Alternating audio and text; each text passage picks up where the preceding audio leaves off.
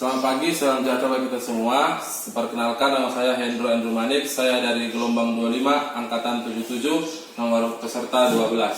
Saya akan melaporkan hasil aktualisasi nilai-nilai dasar PNS di SMP Negeri 3 Aiko, Kabupaten Labuan Batu Utara. Yang saya hormati Bapak Pembimbing, Bapak Suryadi, Bapak Penguji, Bapak Freddy Herikson, dan mentor saya, Kepala Sekolah, Bapak Ahmad Sulaiman. Baik, di sini isu yang saya angkat untuk aktualisasi adalah rendahnya minat belajar sejarah siswa pada mata pelajaran ilmu pengetahuan sosial di SMP Negeri 3 Aiko. Di sini saya jadwal aktualisasi saya. Di sini yang pertama kegiatannya waktu pelaksanaan 24 sampai 27 Februari 2020. Kegiatan 1 sampai 4 selesai dilaksanakan. Kegiatan 4 di sini saya menuliskan di sini aktualisasi berjalan selama 3 minggu karena siswa diliburkan karena kegiatan belajar mengajar tidak dilaksanakan berhubung adanya virus corona seperti itu. Yang kegiatan kelima di sini tidak dilaksanakan karena membutuhkan banyak orang berkumpul untuk membuat mading kelas, jadi tidak dilaksanakan untuk keselamatan siswa. Yang keenam, evaluasi pembelajaran tanggal 28 Maret. Aktualisasi ini selesai dilaksanakan namun melalui daring atau online. Hasil aktualisasi kegiatan yang pertama, di sini kegiatan yang pertama adalah merevisi RPP yang dibutuhkan dalam pelaksanaan proses belajar mengajar untuk kegiatan aktualisasi. Ini dilaksanakan pada tanggal 24 sampai 27 Februari 2020. Di sini saya melampirkan dokumen foto, RPP, dan testimoni. Capaian kegiatan yang pertama, dengan terlaksananya kegiatan ini, maka saya telah melaksanakan tugas pokok dan fungsi saya sebagai seorang guru. Yang kedua, tujuan pembelajaran yang dicapai dapat terlaksana dan efektif dan efisien. Yang ketiga, saya merevisi RPP ini tidak mengganggu pembelajaran sehingga tidak mengurangi jam mengajar saya.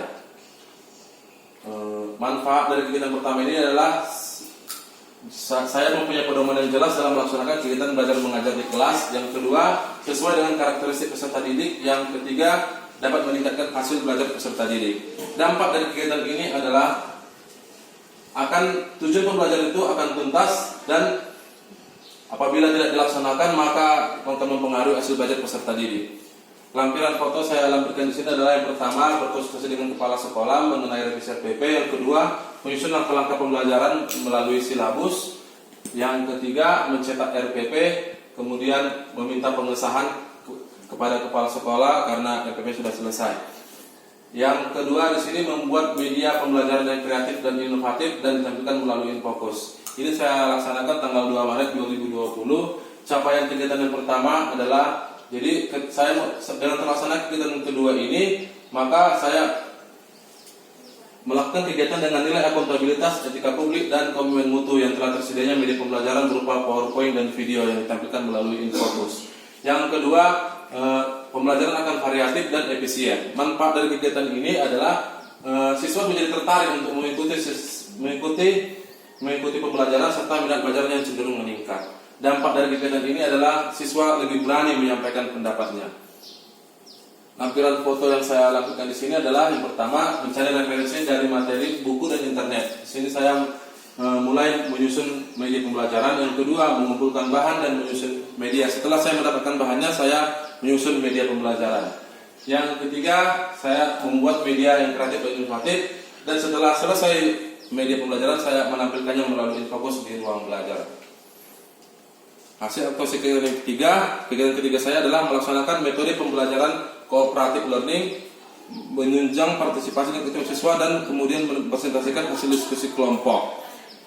Saya laksanakan di tanggal 9 Maret 2020. Capaian kegiatan yang pertama adalah dengan terlaksananya kegiatan ini, maka keaktifan siswa akan meningkat dan kemudian mempresentasikan hasil diskusi kelompok. Di sini saya mengaktualisasikan nilai-nilai tanggung jawab dan nasionalisme.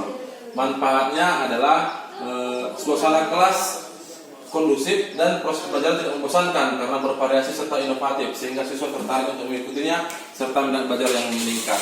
Dampak dari kegiatan ini adalah siswa lebih berani dalam menyampaikan pendapatnya dan karena adanya media pembelajaran yang kreatif dan inovatif.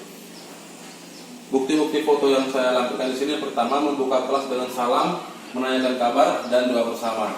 Yang kedua, saya memberikan konsepsi atau pendahuluan pembelajaran berupa motivasi kepada siswa dan menyampaikan tujuan kegiatan pembelajaran yang akan dipelajari. Yang ketiga, di sini melaksanakan kegiatan inti. Ketika selesai pendahuluan, maka akan dilakukan kegiatan inti dengan metode pembelajaran cooperative learning dengan menampilkan media pembelajaran tersebut. Nah, di sini foto dari cooperative learning yang saya laksanakan. Di sini siswa dibagi menjadi beberapa kelompok, kemudian siswa berdiskusi, dan ketiga siswa akan mempresentasikan hasil diskusinya di depan kelas. Kemudian ada siswa yang bertanya, ada yang memberikan tanggapan ataupun pertanyaan. Kegiatan yang keempat di sini membuat bahan bacaan sejarah untuk kelas literasi. Di sini dilaksanakannya tanggal 3, 10, 17, 24 Maret 2020.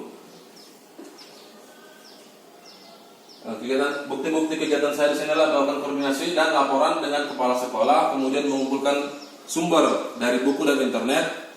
Yang ketiga, membuat dalam secari kertas mengenai kisah-kisah tokoh pahlawan. Ini saya cetak, kemudian akan saya berikan kepada siswa.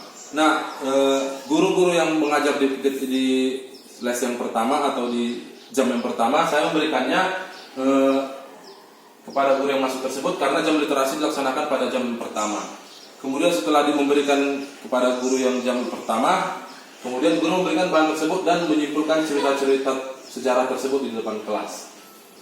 Kegiatan yang kelima, membuat mading kelas mengenai biografi tokoh pahlawan yang tertempel di kelas. Nah, ini kegiatan yang tidak terlaksana karena kegiatan belajar mengajar tidak dilaksanakan karena ini membutuhkan orang banyak dan berkumpul-kumpul. Namun saya telah menyiapkan bahan-bahannya di sini. Jadi karena terkendala karena ditiadakannya kegiatan belajar mengajar karena isu COVID-19 sehingga pemerintah Kabupaten Lombok Utara mengajukan untuk tidak ada KBM di sekolah. Jadi penulis telah menyiapkan bahan tetapi waktu dan kesempatan tidak memadai. Ini kesempatan bersama untuk menghindari keramaian dan atau tatap muka dengan siswa. Yang keenam di sini melakukan evaluasi pembelajaran. Nah, karena siswa telah diliburkan karena tidak adanya kegiatan belajar mengajar, saya melakukan evaluasi atau kegiatan ini secara daring dengan memanfaatkan aplikasi Messenger Facebook. Ini merupakan hasil pertimbangan yaitu karena keadaan siswa yang tidak memiliki aplikasi selain Facebook, ketidaktersediaan laptop dan bahkan handphone sehingga sinyal yang tidak memadai di lingkungan tempat tinggal siswa. Hambatan-hambatan yang saya alami dan strategi mengatasinya, kegiatan pertama hambatannya adalah belum tersedianya buku guru sebagai referensi. Strategi mengatasinya mendownload buku guru dari internet. Yang kedua hambatannya fokus tidak terlalu jelas. Yang strategi mengatasinya saya meminta stok fokus. Yang ketiga hambatan-hambatannya yang keempat, kelima, keenam hampir sama karena diliburkannya siswa, tidak ada kegiatan belajar mengajar. Jadi saya melakukan sesuai dengan apa yang saya katakan tadi, saya jelaskan di kegiatan saya yang sebelumnya. Kesimpulan dari hasil aktualisasi saya adalah nilai-nilai dasar akuntabilitas, nasionalisme, etika publik, komitmen mutu, dan anti korupsi menjadi dasar bagi aparatur sipil negara dalam melaksanakan tugas-tugas dan kewajiban dalam instansi kerja. Dengan adanya pendidikan dan pelatihan prajabatan pola baru yang lebih menekankan pentingnya internalisasi dan aktualisasi dari dasar profesi aparatur sipil negara di lingkup kerja. Diharapkan adanya aparatur negara yang profesional serta menjadi pelayan masyarakat yang benar-benar mencerminkan seorang aparatur negara dalam melaksanakan pelayanan publik sehingga citra negatif yang selama ini berkembang secara perlahan hilang dan menjadikan citra buruk yang kembali yang lebih baik. Demikian hasil dari aktualisasi saya ucapkan terima kasih.